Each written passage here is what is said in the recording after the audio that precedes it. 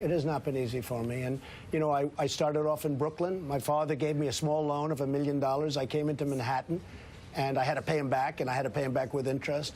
But I came into Manhattan, I started buying up properties, and I did great. Tim, big fat lie. I feel like we should run a camera. He did not get only $1 million from his father. He probably conservatively got at least 60 to 70 million in loans, and he probably got around $250,000 as part of his inheritance. So that's a lot more, you know, $300 million or so is more than 1 million. Secondarily, you know, when he first came into the Manhattan markets, Fred had to co-sign his bank loans. They wouldn't do deals with this kid. He was regarded as a punk. Fred was a known quantity. What? Yeah, you know, after Trump Tower, you know, he was taken more seriously, right? But before he made his bones in Manhattan, he couldn't get anything done without Fred sponsoring him. Fred knew the Democratic machine. He knew the banks. Donald needed to get all those things to get it done. So the sort of notion that he's pulled himself up by his bootstraps is silly. He's a great self-promoter and marketer, which Fred really wasn't. And Trump took that base and did things with it Fred probably couldn't have. But all of it sprang from Fred's resources. The idea, though, that this sort of political identity and the business identity, as David correctly points out, is based on a lie. Right. I hear what you're saying about the Trump base, but his base wasn't big enough for him to think that he was going to win on election night. So he needs more than his base to come out for him, to keep him safe from impeachment, to keep him safe from conviction, to keep him in the Oval Office. Right. And I think this is the kind of story that destabilizes people that, I mean, I went out and interviewed people that had voted for Obama twice and came over and voted for Trump. I think those kind of voters were voting for change. They were voting for someone with a business acumen. They were the kinds of voters that were upset with debt, that were upset with the country not being maybe run more like the way they would think of business. Right. I think this has some political salience if people can learn how to talk about it in a way that connects. So, Nicolle, I look at this two ways, right? If I think of like my friends in Ohio, my friends in Georgia. So the one thing that immediately occurs is like, oh yeah, he probably did take money from Russians, right? Because you look at this and you see this guy, obviously, this guy's got his hands out for everybody. But the other thing is this, and this has also been part of his marketing and why he was so successful. I've always said America likes the right kind of rich guy.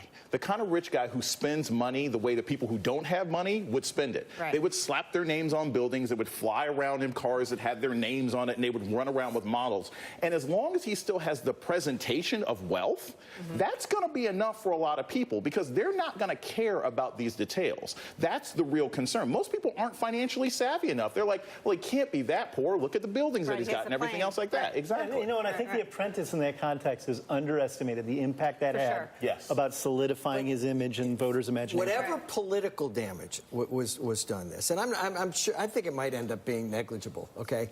This did personal damage to his. There's two conceits that drive this guy. One is that, you know, attractive women get in his presence and begin to just tear off their clothes, and that's one, okay?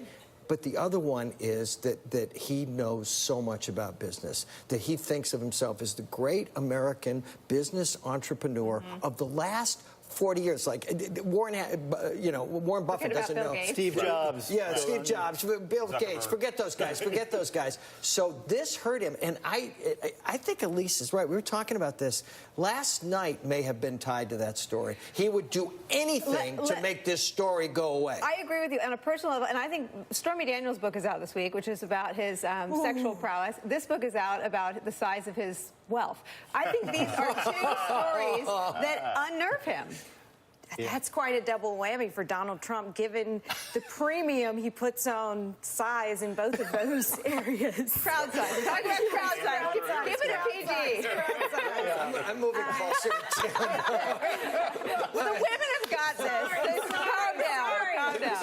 Jim, just let me scoot your chair. Go ahead. But he, you know, getting up last night and doing exactly what his political advisors said was the wrong tack, the absolute last thing he could do, the thing that would sink Brett Kavanaugh's nomination, and he got up and he did it. Yeah. And I can't help but to think that it possibly was tied to this news story that is really the most upsetting story that could be told about him, chipping into his veneer of wealth. David, let me give you the last word and just ask you to tell us what your interactions were like when you were covering things around the president's charity, around his businesses. This seems like a raw nerve for him.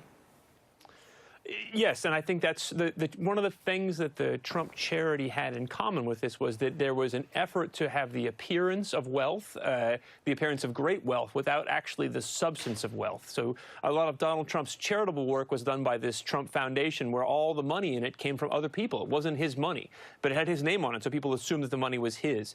There was this effort made to try to inflate the appearance of his wealth using other people's money. And it seems like with Fred Trump's money, his entire life, his business had been kind of a larger version of that, taking as much credit as he could for himself while putting as little of his own money into it.